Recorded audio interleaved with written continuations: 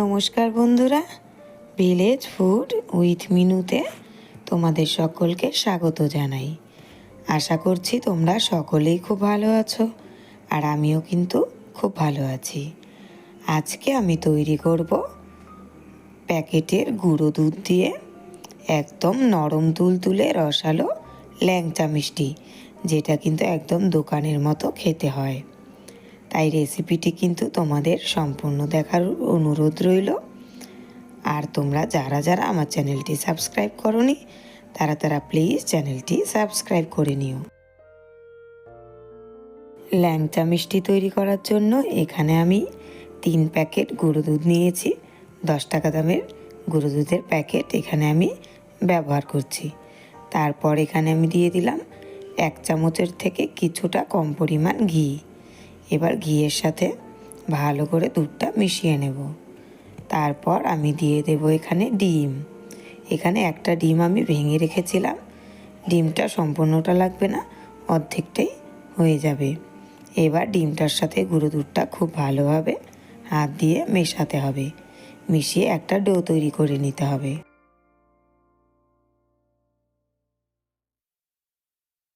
দেখো, ঠিক এই রকমভাবে মিশিয়ে নিতে হবে যাতে দানা দানা ভাবটা না থাকে। তারপর কিন্তু এটাকে আমি 15 থেকে 20 মিনিটের জন্য রেস্টে রেখে দেব। তাহলে দেখবে ডোটা কি সুন্দর মসৃণ হয়েছে, আর হাতে লেগেও যাচ্ছে না। এটাকে আমি এবার রেখে দেব। এবার মিষ্টির শিরাটা আমি বানিয়ে নেব। তার জন্য এখানে আমি দিয়ে দিলাম একটা প্যানের মধ্যে কিছুটা পরিমাণ চিনি। আর যতটা পরিমাণ চিনি দিলাম তার ডবল কিন্তু এখানে আমি জল ব্যবহার করছি। শিরা তৈরির জন্য কিন্তু এই নিয়মেই জল দিতে হয়, যতটা চিনি তার ডবল জল দিতে হয়। এবার খুব ভালোভাবে আমি ফুটিয়ে শিরাটা তৈরি করে নেব। অন্যদিকে দেখো, এটা আমি 20 মিনিট পর দেখাচ্ছি তোমাদের ডোটা কতটা সুন্দর হয়েছে, হাতেও কিন্তু লাগছে না। এবার আমি মিষ্টিগুলো তৈরি করে নেব। এভাবে লম্বা লম্বা করে হাতের তালুর সাহায্যে ল্যাংচা মিষ্টিগুলো আমি একটা একটা করে বানিয়ে নেব। তোমরা চাইলে কিন্তু গোল গোল শেপও দিতে পারো, তাহলে কিন্তু গোলাপ জামুন তৈরি হয়ে যাবে। তোমাদের পছন্দ মতো শেপ তোমরা এখানে দিতে পারো। দেখো মিষ্টিগুলো কতটা সুন্দর হচ্ছে, দেখতেই পাচ্ছ তোমরা। ঠিক এইভাবে কিন্তু সবগুলো মিষ্টি আমি তৈরি করে নেব।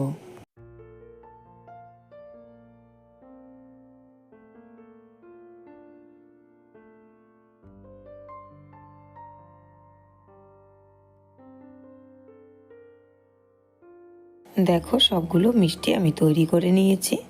এবার এগুলোকে ভেজে নেব।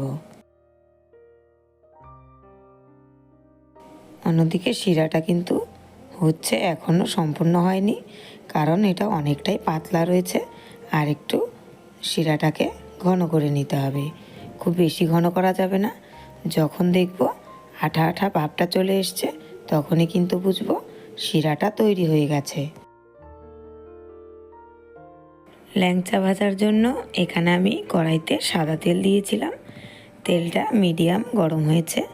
এবার আমি ল্যাংচাগুলো একটা একটা করে কড়াইতে দিয়ে দিব, দিয়ে কিন্তু ল্যাংচাগুলো ভেজে নেব। আর এই ল্যাংচা ভাজার সময় গ্যাসের আঁচটা কিন্তু একদমই বাড়িয়ে দেওয়া যাবে না, লো আঁচে ভাজতে হবে।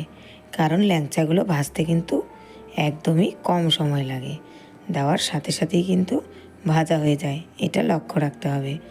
না হলে কিন্তু পুড়ে গেলে ল্যাংচাগুলো খেতে একদমই ভালো হবে না। দেখতে পাচ্ছ তোমরা, ল্যাংচাগুলো একদিকে লাল হয়ে গেছে। এবার অন্য পাশটাও এভাবে আমি লাল করে ভেজে নেব।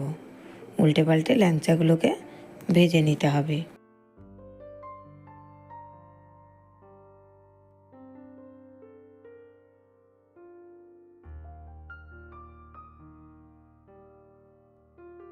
ল্যাংচাগুলো ভাজা হয়ে গেছে। এবার আমি এগুলোকে নামিয়ে নেব। দেখতেই পাচ্ছ তোমরা, ল্যাংচাগুলো আমি তুলে নিয়েছি। কতটা সুন্দর দেখতে হয়েছে, একদম লাল টুকটুকে দোকানের মতো হয়েছে। এগুলোকে এবার আমি শিরাতে দিয়ে দেব। শিরাটাও কিন্তু আমার হয়ে গেছে। এবার আমি মিষ্টিগুলোকে শিরার মধ্যে দিয়ে দেব। আর এই শিরাতে দিয়ে আমি কিন্তু 10 মিনিটের মতো খুব ভালোভাবে একদম হাই ফ্লেমে জাল করে নেব।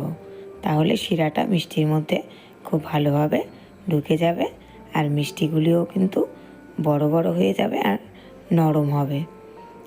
এবার একটা ঢাকনার সাহায্যে আমি ঢেকে দেবো 10 মিনিটের জন্য। 10 মিনিট পর আমি ঢাকনাটা খুলে দিয়েছি।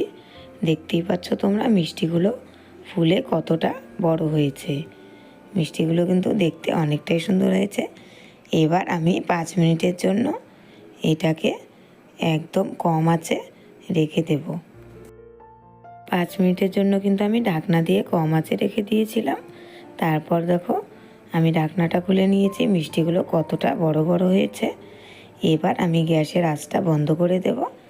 দেখো তারপর 3 ঘন্টার মতো আমি মিষ্টিগুলোকে শিরাতে ভিজিয়ে রেখেছিলাম। দেখতেই পাচ্ছ তোমরা মিষ্টিগুলো কতটা সুন্দর হয়েছে আর কতটা রসালো আর বড় বড় হয়েছে। একদম দোকানের মতো ল্যাংচা মিষ্টি আমার তৈরি হয়ে গেল খুব সহজেই। এভাবে কিন্তু তোমরাও বাড়িতে ছানা বানানোর ঝামেলা ছাড়াই দোকান থেকে 10 টাকা দামের গুঁড়ো দুধের প্যাকেট কিনে নিয়ে এসেই ল্যাংচা মিষ্টি বানাতে পারো। যখন তখন খেতে ইচ্ছে করলেই কিন্তু মিষ্টি তৈরি করে ফেলা যায়। আর এইভাবে মিষ্টি তৈরি করে বাচ্চাদের দিলেও বাচ্চারাও কিন্তু খুশি হয়ে যায়। আর বাড়িতে কোনো লোক হঠাৎ করে চলে আসলেও কিন্তু এইভাবে মিষ্টি তৈরি করে তোমরা দিতে পারো। একটা মিষ্টি আমি তোমাদেরকে কেটে দেখাচ্ছি। দেখতেই পাচ্ছ কতটা নরম আর রসালো হয়েছে। মিষ্টির রেসিপিটি তোমাদের ভালো লাগলে বাড়িতে অবশ্যই এটি একবার ট্রাই করো। দেখো কতটা সুস্বাদু হয় খেতে। আর আমাকে কিন্তু অবশ্যই কমেন্ট করে জানিও মিষ্টিগুলো কেমন হয়েছে। দেখো কতটা রসালো আর নরম তুলতুলে হয়েছে। দেখতেই পাচ্ছ। এই দেখো আমি মিষ্টিগুলো চেপে দেখাচ্ছি, অনেকটা রস কিন্তু টেনে নিয়েছে। রেসিপিটি ভালো লাগলে চ্যানেলটি প্লিজ সাবস্ক্রাইব করে রেখো।